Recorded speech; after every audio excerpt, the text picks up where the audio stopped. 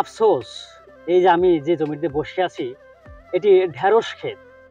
আমি ফুটেজে মাত্র দেখাবো, কিন্তু এখন কথা হলো যে এই যে তীব্র তাপপ্রবাহ, এই প্রবাহের কারণে কৃষকের যে সমস্ত আবাদ ধ্বংসের দ্বার প্রান্তে, তার একটি নমুনা হচ্ছে এই ঢেঁড়স ক্ষেত। আমি এখন ছাতা ব্যবহার করছি কারণ আমি এই রোদের মধ্যে টিকতে পারছি না। আর এখানে এই যে সবুজ শ্যামল গাছগুলো প্রায় মৃত অবস্থায় হওয়ার মতো। জমিতে রস দিয়েও লাভ হচ্ছে না, কারণ গগন থেকে এই গগন থেকে যে আলো যে হচ্ছে, সেই আলো এতটাই তাপ যে তীব্র, সেটা বলার মতো ভাষা আমাদের নেই।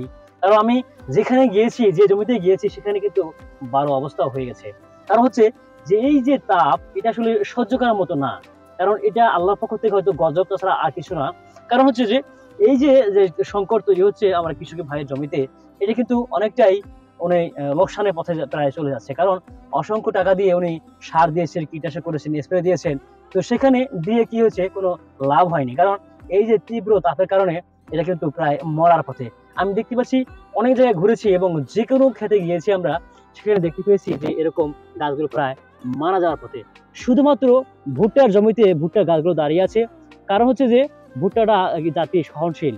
কারণ হচ্ছে যে এই ছাড়া আর যেগুলো জাত আছে তারা কিন্তু টিকতে পারছে না। করলা বলেন, তারপরে আপনার ঢেঁড়স বলেন, তারপরে পুঁই শাক বলেন, এই সমস্ত, তারপরে মরিচ, এই তারপরে হচ্ছে আপনার সজনা, তারপরে আম, এগুলো কিন্তু পড়ে যাচ্ছে, ঝরে যাচ্ছে, ফুলগুলো হচ্ছে না, শুধুমাত্র তাপের কারণে। তো আমরা আসলে খুবই সংকটময় অবস্থার মধ্যে দিন পার করছি। এবং সেই ক্ষেত্রে শুধুমাত্র একটি জায়গায় আমরা দেখতে পাচ্ছি ভালো হচ্ছে, সেটা হচ্ছে যে যারা নিচ্ছে, যারা কৃষি সেবা নিচ্ছে বা যারা আবাদ ঘরে তুলছেন, তাদের জন্য একটু লাভবান হচ্ছে। তাছাড়া আর কোথাও আমি লাভবানের আশঙ্কা দেখছি না। সেই ক্ষেত্রে সবচেয়ে বেশি যারা তৃণমূল পর্যায়ে, যারা প্রান্তিক কৃষক, এদিকে সবচেয়ে বেশি ক্ষতি। কারণ হচ্ছে যারা মানুষের জমি বর্গা নিয়ে বা মানুষের জমি বন্ধক নিয়ে যারা আবাদ করছেন, তারা সবচেয়ে বেশি ক্ষতিগ্রস্ত হবেন। কারণ পার বিঘাতে কেউ 30,000, কেউ 25,000 টাকা দিয়ে তারা বিঘা প্রতি তারা জমি কন্ট্রাক্ট নিচ্ছেন এবং আবাদ করে তারা কিছু লাভবান হবেন এবং সেই আবাদ থেকে লাভবান হয়ে জমি মালিক কিছু বুঝিয়ে দিবেন। কিন্তু সেই ক্ষেত্রে এই যে তীব্র সংকট, এই জলবায়ু পরিবর্তন, আবহাওয়ার পরিবর্তন, এই গরমের কারণে বা রোদের কারণে মানুষ কিন্তু সেই লাভবান হতে পারছে না।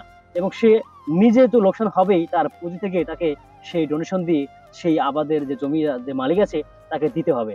কারণ হচ্ছে যে এই যে জমির যে অবস্থা দেখতে পাচ্ছেন, আবাদ কিন্তু হচ্ছে না।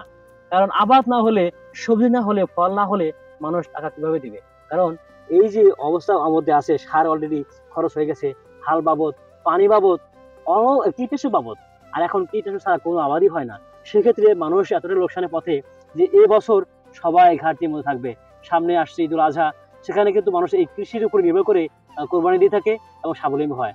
তো সেখানেও মানুষ কিন্তু সেটা পারছে না। তো আমরা আসলে প্রতিটা জায়গায়, প্রতিটা পর্বে বলে আসছি যে মহান আল্লাহ অবশ্যই যেন আমাদের বৃষ্টি দিয়ে থাকেন এবং আমাদের এখান থেকে, এই সংকট থেকে নিস্তার করেন।